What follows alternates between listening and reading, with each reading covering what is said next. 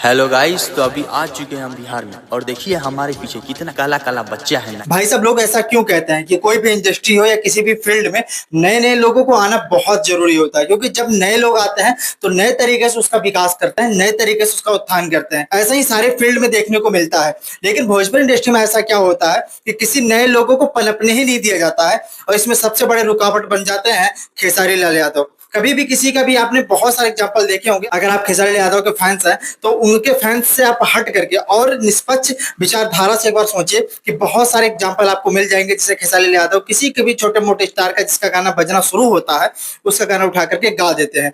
ये चीज बहुत बार देखने को मिली है और इस चीज को कोई नकार नहीं सकता है। और ऐसा पवन सिंह भी बहुत बार कर चुके हैं कि कोई स्टार का देखते हैं भाई, चाहे जिस तरीके से आप उसका गाना गाए। अभी देखिए बबुआन गाना आया, भले ही आप उसे अलाउ लिए उस चीज को लेकर के, लेकिन आप गाना गाए तो 100 मिलियन 150 मिलियन चला गया, उस बंदे का 1-1.5 मिलियन में रह गया।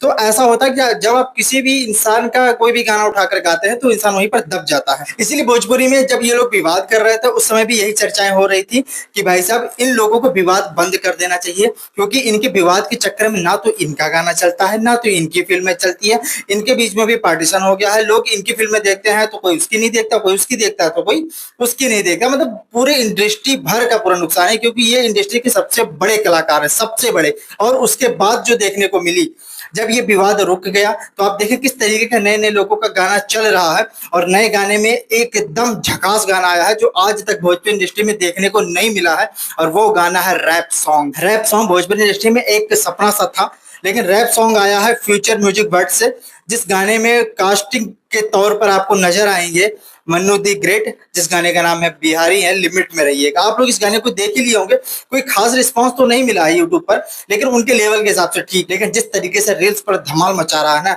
मतलब सबसे बड़ी बात यह है कि गाना तो बहुत सारा चलता है और छोटे मोटे स्टार का भी गाना चल ही जाता है, कोई बड़ी बात नहीं। अभी आपने देखा छपरा के बॉस भी चला, कोई बड़ी बात नहीं। लेकिन रैप सॉन्ग अगर भोजपुरी में चल रहा है ना तो ये सबसे बड़ी बात है, और एक नए फील्ड का जो है वो निर्माण किया गया है या रैप सॉन्ग की बदौलत। आपने देखा होगा ना कि हनी सिंह एक बार ऐसा बॉल पटक रहे थे और उस बॉल जो फर्श पर गिर रही थी और पटकने से जो अब ध्वनि निकल रही थी, उस ध्वनि पर उन्होंने कहा था इस पर हम सॉन्ग बनाएंगे। मतलब सोचिए उनके महीने दिमाग की उपज देखिए कि वो कहां तक सोच सकते हैं। वो उस पर गाना बनाने की सोच रहे हैं।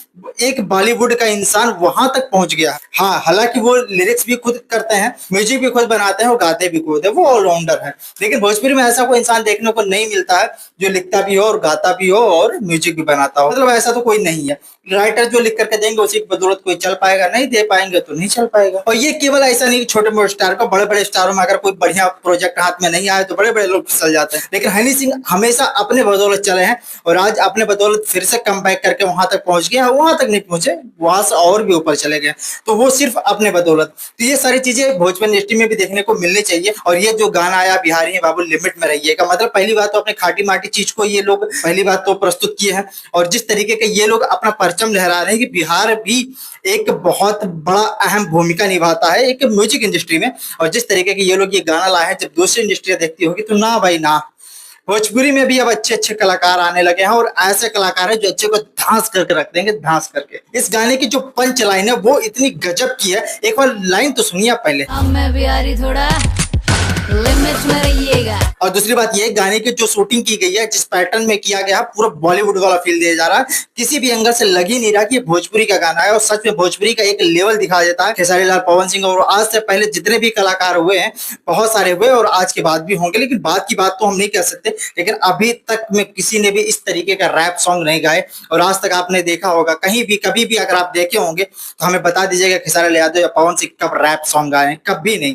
ऐसा गाना वो भी गा सकते हैं, उनके लिरिक्स बना करके दिया जा सकता है, लेकिन वो इस तरीके का गाना नहीं गाए आज तक। और ये पहल है और ये बहुत अच्छा पहल है। मन्नू दी ग्रेट की वजह से ये गाना चल रहा, तो सोचिए कितनी बड़ी बात। बाकी आपको ये गाना कैसा लगा कमेंट बॉक्स में दाग दीजिएगा। मिलते हैं अगले वीडियो में कोई नए फैक्ट के साथ, तब तक के लिए इजाजत दीजिए। जय हिंद।